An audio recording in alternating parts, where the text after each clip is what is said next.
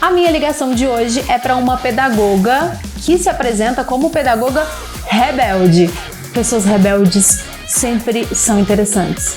Tô te ligando no episódio de hoje, pedagoga rebelde. Vamos ver como é que é isso agora. Vamos começar essa ligação. Oi, Rubi. Tô te ligando pra gente falar sobre essa história de pedagoga rebelde. Por que que você é uma rebelde na pedagogia? Então, descobri esse título de rebelde recentemente, né? Até então não me via assim. Por criticar muito, né, o que é feito dentro das instituições com as crianças da educação infantil e do ensino fundamental, né? A gente vê uma prática pouco crítica, né, do lado da pedagogia, né? E que levam as crianças para lugares que não são bons para elas. Como um pote a ser preenchido, né? Como um pote vazio que só tem que receber e o que se coloca nesse pote não é pensado, não é levado em consideração para a construção da criança como um ser humano, para a formação humana dessa criança. Entendi. E aquela crítica que alguns fazem, não concordo, já vou dizendo, mas eu já ouvi muito que o professor ele não tem que dar não tem que ter esse tipo de preocupação que você está dizendo, né? Que educação e valores tem em casa e na escola, tá lá para aprender, multiplicar, dividir, construir frases e isso, principalmente nessa parte do ensino fundamental, né? Como que você vê esse entendimento que são coisas separadas? Bom, o ser humano ele não é em caixinhas, né? Então, já daí a gente entende que esse é um pensamento fora do contexto da educação. Como que se educa sem valores? Como que a gente tem a criança ali na nossa frente enquanto aluno e não se respeita essa criança, porque respeito é um valor. E como você defende que seja esse respeito à criança? Como se dá esse processo? É entender a criança como um sujeito ativo e não um sujeito passivo que está ali só recebendo. A criança, ela formula sim suas hipóteses, ela formula seus conhecimentos e ela vai testando de acordo com as vivências e as experiências que ela tem. O professor, nesse caso, no caso da educação infantil, que é o meu lugar de fala e de formação, ele está ali como um mediador, como um conhecedor privilegiado da cultura. Então, ele está ali para direcionar a criança de acordo com o que ela levanta de questões sobre o mundo que ela está vivendo. Qual que é a dificuldade, assim, qual que é o ambiente dessa profissão da educação infantil, qual que é esse cenário que tanto te incomoda e que você defende uma mudança? Que eu chamo de imbecilização das crianças, né? É isso. Trazer um universo muito infantilizado, que eu falo que não é infantilizado, é imbecilizado, né? Por exemplo, as canções que trazem para as crianças, como se a criança só pudesse ouvir as músicas do universo infantil. Por que a gente não pode trazer outros gêneros musicais? Né? E tem esse tipo de resistência, assim, em grande escala? É comum isso? Não resistência, mas eu acho que falta de entendimento mesmo, de que é possível a gente trazer outros contextos para as crianças. Por exemplo, é muito comum as escolas levarem as crianças ao teatro, mas elas vão ao teatro ver o quê? Peça infantil. Peça infantil. São peças rotuladas para aquela fase da vida, né? Mas elas podem ter acesso a várias coisas, por exemplo, shows, espetáculos que na televisão mesmo, que é comum as crianças assistirem TV nas instituições, né? E só se passa os desenhos, só se passa os musicais infantis, mas por que ela não pode ter acesso a outros estilos? Por exemplo, uma apresentação de balé clássico. ou assistir a um show de MPB, por exemplo, ou estar essas músicas num ambiente, mesmo que não esteja direcionado o vídeo para a criança assistir. Eu falo da caricatura que trazem para a educação infantil, que é tudo muito enfeitadinho, muito coloridinho, muito brilhosinho. E eu pergunto aos adultos, como que você se sente passando de 7 a 10 horas por dia num ambiente totalmente estimulado, né?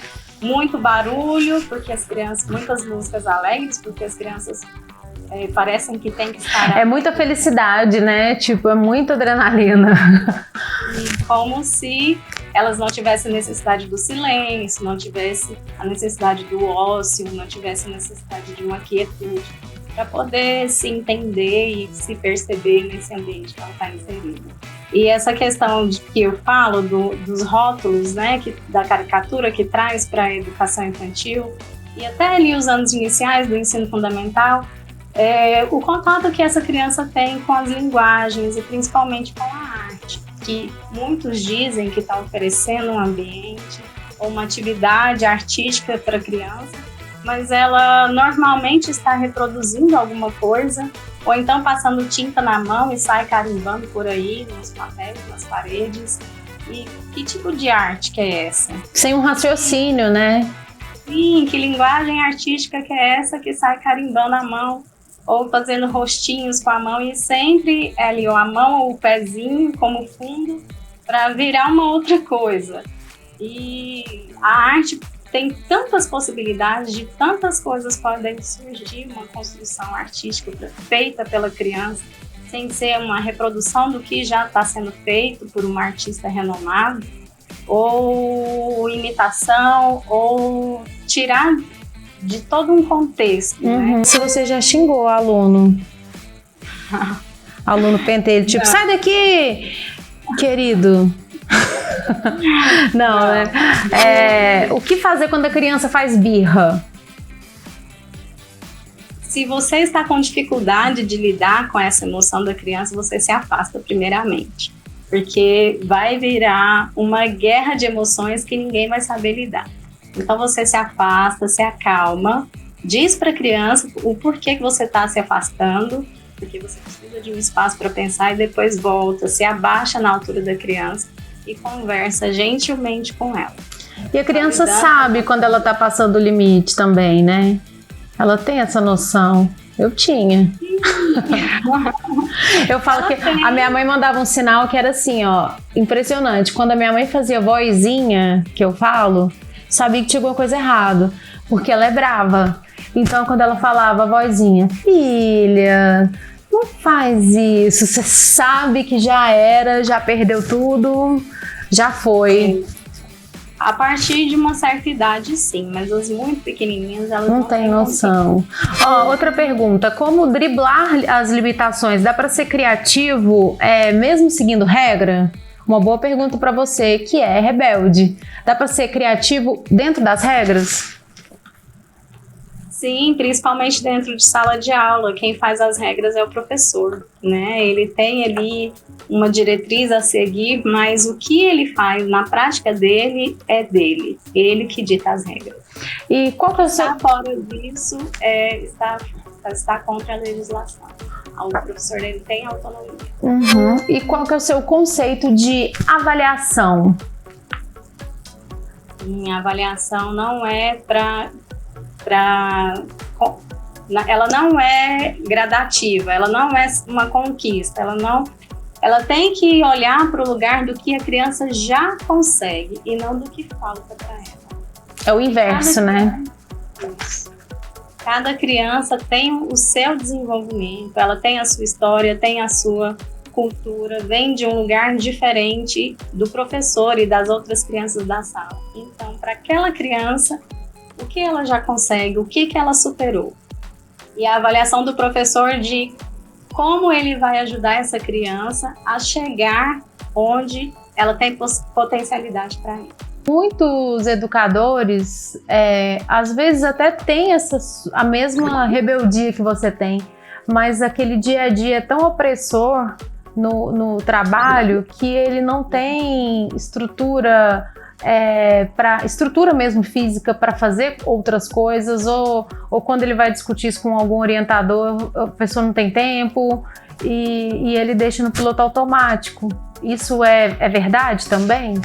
Sim, acontece muito e eu trago isso como um silenciamento do professor, né, uma marginalização dele e a própria profissão. Eu vou desligar, tá chegando já o nosso prazo aqui, ligação é rapidinha mesmo, é só pra gente bater um papo rápido e despertar aí curiosidades e reflexões nas pessoas que vão assistir. O seu Instagram vai estar aqui para as pessoas poderem te acompanhar e muito obrigada mesmo por participar comigo. Eu que agradeço, Cleo, a oportunidade de falar um pouco sobre educação. Um beijo, até a próxima ligação.